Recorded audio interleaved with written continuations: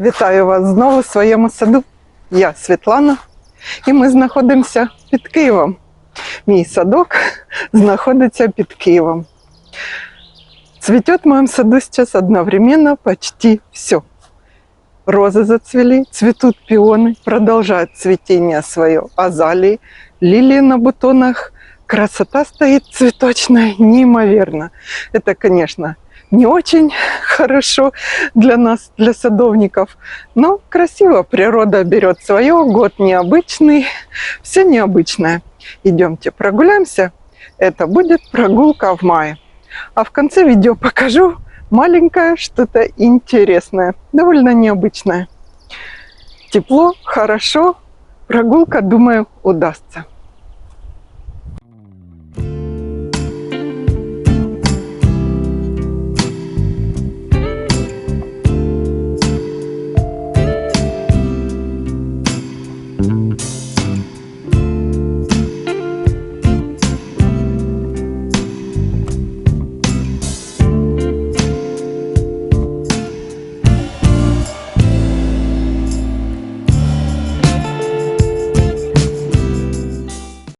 Пока мы далеко не отошли с этого места, тут у меня Христофор Колумб, плетистая роза, и посажена Ауреа спиката, елочка. Помните, я вам обещала показать ее золотистые красивые приросты? Так вот, они уже большие, их можно смотреть, они очень яркие, желтые, такого лимонного красивого цвета. Верхушка, думаю, тоже у меня наберет высоты. Елочка такая необычная, интересная. Посажена всего 1,5 месяца назад. Шишки у нее малиновые мы с вами видели. А вот так она выглядит сейчас. Это уже конец мая. Это ель интересна тем, что приросты свои позже всех елей показывает. Вот такие они красивые, необычные. Она узенькая у нее крона, а потом она будет более раскидистая, красивая. Кто хочет в свой сад вот такую красавицу необычную, присмотритесь к этой елочке. А сейчас идемте, я вам покажу свой пузыреплодник. Часто вы задаете вопросы, как его сформировать таким зонтом. У меня есть видео на канале. Позапрошлый год я только начала вести канал, и я снимала, как его формировать. Можно посмотреть, какой он тогда был, и как я снимала, и какой сейчас. А потом подойдем, я вам покажу 2 маленьких. Я решила аналогично сделать 2 маленьких. Пошла поросль. И интересно то, что одна поросль была ярко салатового цвета, то есть не сохранились сортовые качества этого пузыреплодника. А вторая такая же бордовая веточка. Я их отсадила. Ну, сейчас все расскажу. Идемте туда, перейдем. Пузыреплодник. Тут пчел шмелей, он как раз цветет. У меня есть на канале видео, как я формирую его 4 года назад, даже 4,5.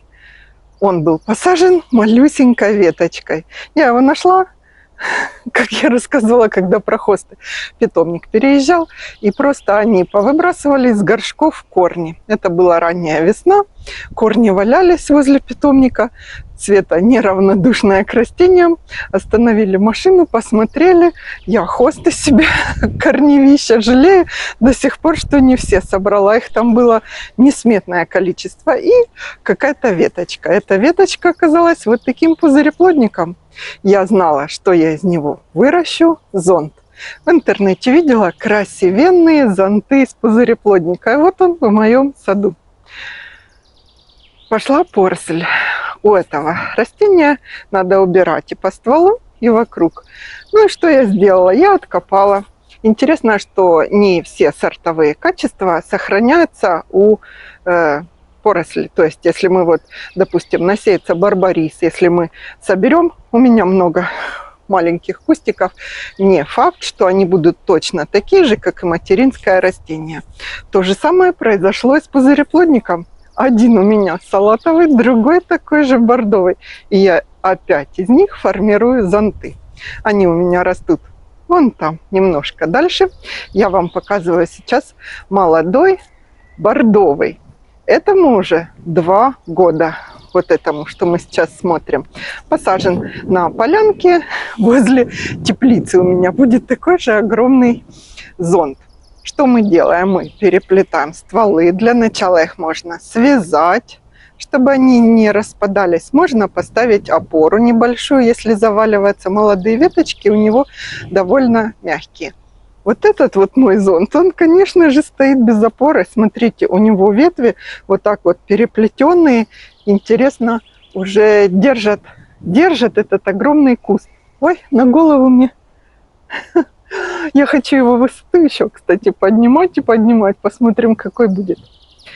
Вот, а потом начинаем, поросль мы убираем по стволу и поднимаем высоту, одновременно застригая верхушечки. Пристригая, и он будет постепенно пушиться, и вот такую конусообразную форму перевернутой пирамиды. А вот это я вам показываю салатовый. Он где-то на полгода раньше отсажен был.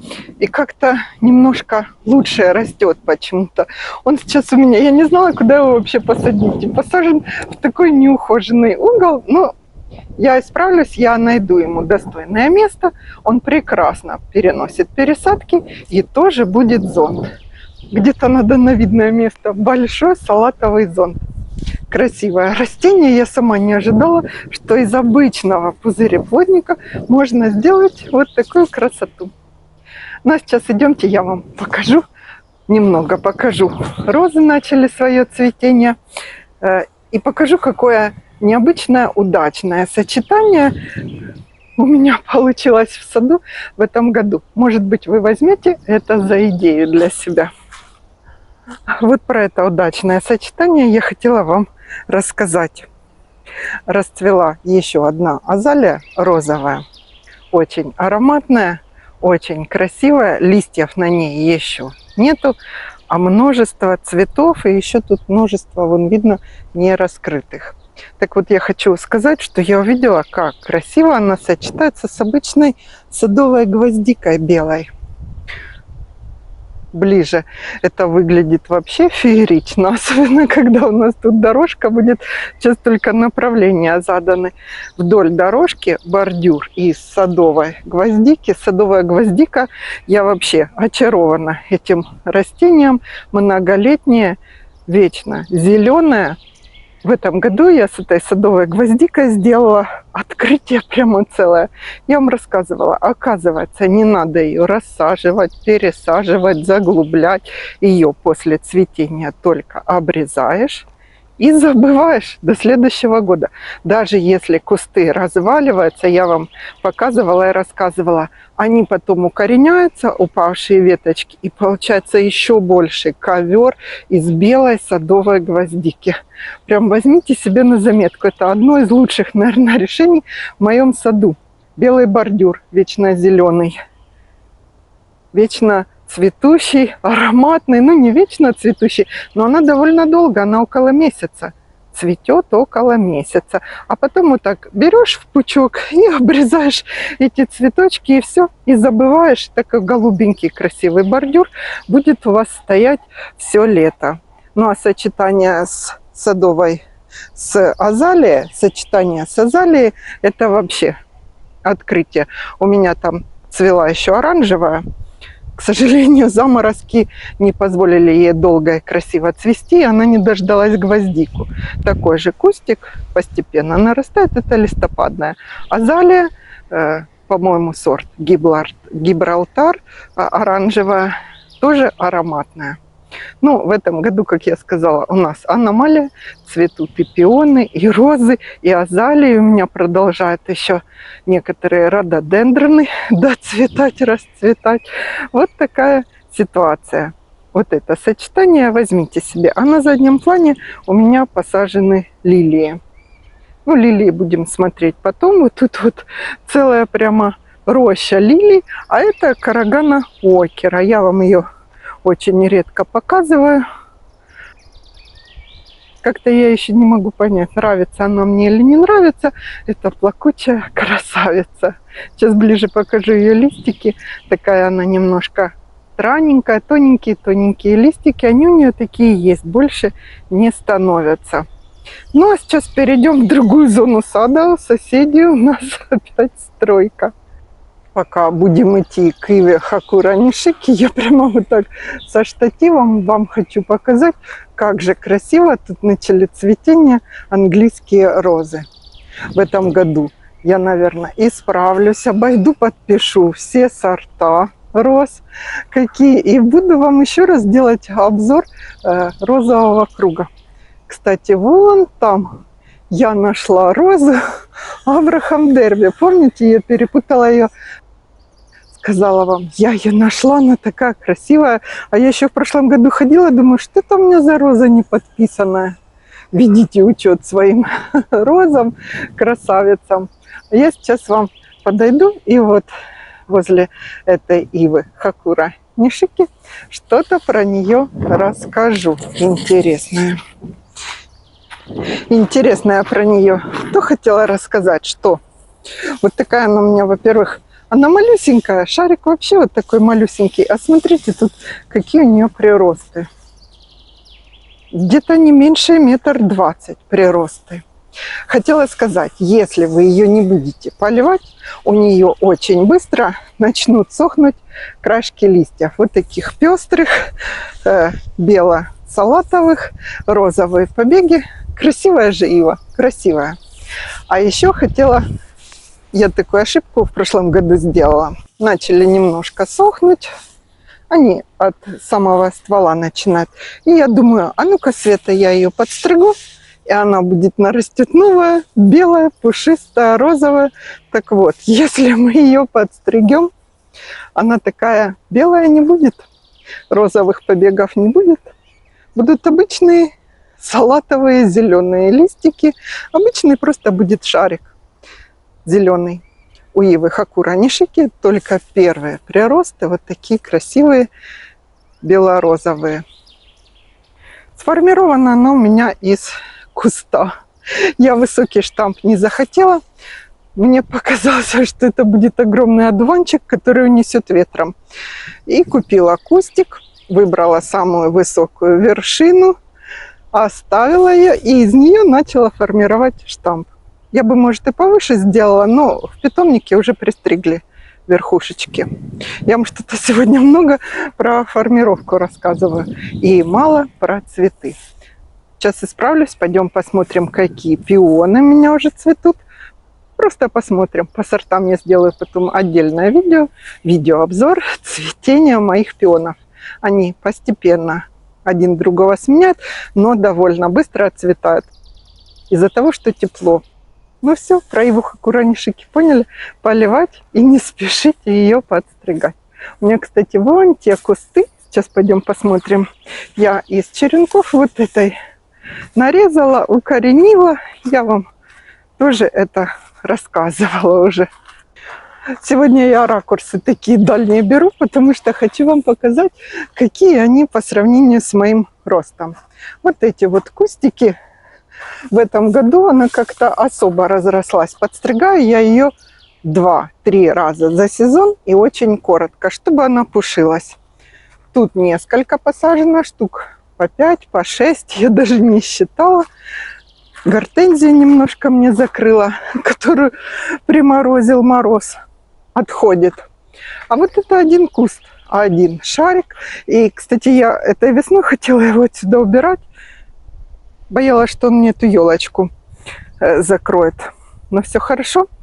Он ее не закрыл. Смотрится тут очаровательно и красиво. Вот как можно из одного кустика вот такого шарика Хакура Нишики сформировать целую изгородь и отдельные кусты шаровидные. Это тоже можно взять на заметку и сделать вам в своем саду. Вот это что за сорт розы? Сейчас ближе вам показываю. Красивая англичанка. Будет Свете чем заняться, переписывать все сорта, поставить бирочки, показать вам.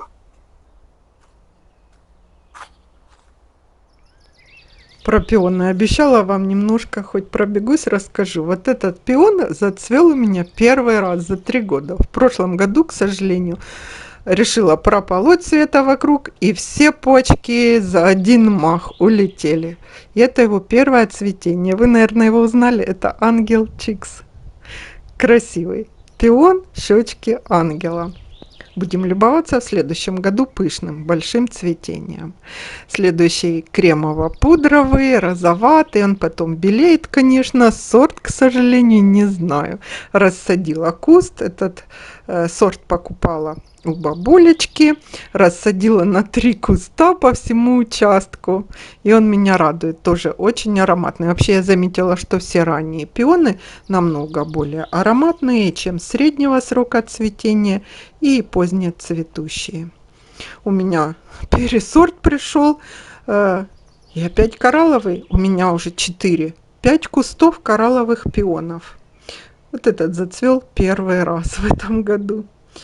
И белый пион, про который я вам уже рассказывала. Белый с красными такими малиновыми мазками.